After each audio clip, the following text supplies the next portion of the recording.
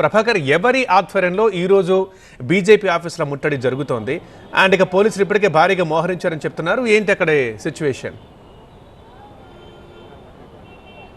ఈసారి ఏఐసీసీ పిలుపు కొంత డిఫరెంట్గానే ఉంది. బీజేపీ ఆఫీసులో ముట్టడికి పిలుపునిచ్చింది. నేషనల్ హెరాల్డ్ కేసులో రోజ్ అవెన్యూ కోర్టు ఇచ్చిన తీర్పును 10 సంవత్సరాల పాటు కేవలం కాంగ్రెస్ పార్టీపై కక్షపూరితంగా వ్యవహరించడమే దీనికి బీజేపీ కారణమంటూ నిన్న కాంగ్రెస్ పార్టీ కాల్ తీసుకుంది, ఏఐసీసీ కాల్ తీసుకుంది. చూడొచ్చు, గాంధీ భవన్ అంతా కూడా పెద్ద ఎత్తున కార్యకర్తలు చేరుకుంటున్నారు. భారీ బందోబస్తు ఏర్పాటు చేశారు. ఇక్కడ నుంచి బీజేపీ ఆఫీస్కు ర్యాలీగా వెళ్ళడానికి కాంగ్రెస్ పార్టీ కార్యకర్తలంతా కూడా సిద్ధమవుతున్నారు. పెద్ద ఎత్తున పోలీసులు కూడా మోహరించారు. మామూలుగా ఎప్పుడైనా కూడా ఈడీ ఆఫీస్ ముందర ధర్నానో లేకపోతే Gandhi Bhavan within the premises ధర్నాలో అట్లాంటి ఆందోళన చూసాం. కానీ ఈసారి మాత్రం పెద్ద ఎత్తున కూడా ప్లాన్ చేశారు. బీజేపీ ఆఫీస్ ముట్టడికి వెళ్లేందుకైతే సిద్ధమయ్యారు.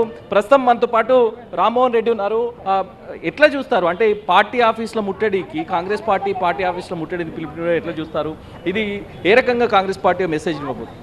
అంటే ఒకటి, ఇన్ని సంవత్సరాలుగా కూడా సోనియా గాంధీ గారిని కానీ రాహుల్ గాంధీ గారిని కానీ ఈడీని అడ్డం పెట్టుకొని ఈడీని ఒక వెపన్ లెక్క వాడుకుంటా వాళ్ళని మానసిక క్షోభకి గురి చేస్తూ విచారణ పేరుతోటి 50 గంటల పాటు ఒక్కొక్కరిని కూర్చోబెట్టి ఈరోజు వాళ్ళని ఇబ్బంది పెట్టినటువంటి తీరు.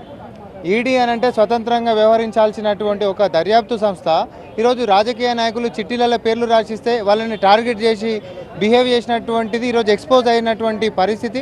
ప్రజాస్వామ్యం ఎప్పుడు కూడా మెచ్చుకోదు. కాబట్టి దీని మీద ధర్నా కార్యక్రమం నిర్వహించడం జరిగింది. బీజేపీ తన యొక్క స్టైల్ ఆఫ్ ఫంక్షనింగ్ మార్చుకోవాలి. ఇట్లాంటి కుట్ర రాజకీయం ఎట్లా ఉండబోతుంది? ఇప్పుడు మీరు బీజేపీ ఆఫీసు ముట్టడికి వెళ్ళబోతున్నారా, ఆందోళనకు వెళ్ళబోతున్నారా, ఏం చేయబోతున్నారు, ఎవరు పాల్గొనబోతున్నారు? మహేష్ కుమార్ ఆల్రెడీ 10 గంటలకు అని చెప్పారు. ఎవరు రాబోతున్నారు? పీసీసీ చీఫ్ అటెండ్ అవుతున్నారా? అంటే పీసీసీ చీఫ్ గారు వస్తున్నారని చెప్పి అన్నారు.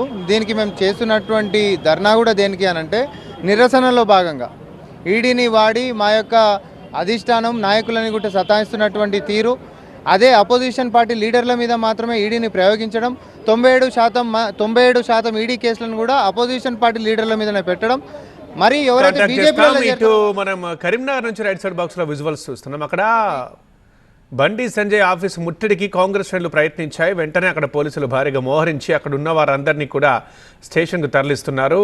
అక్కడ నుంచి అదుపులోకి తీసుకొని అక్కడ కార్యకర్తలు నినాదాలు చేయడం మనం చూస్తున్నాం. ఇక్కడ